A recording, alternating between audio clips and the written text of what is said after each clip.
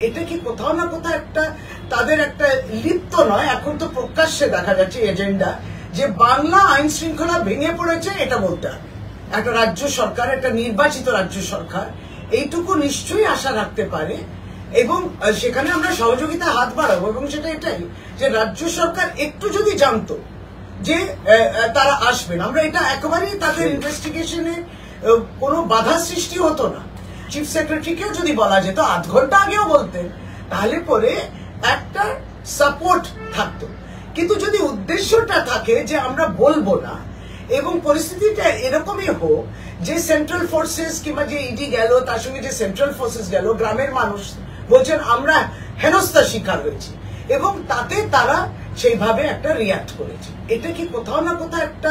তাদের একটা লিপ্ত নয়, এখন তো প্রকাশ্যে দেখা যাচ্ছে এজেন্ডা যে বাংলা আইন শৃঙ্খলা ভেঙে পড়েছে, এটা বলতে হবে।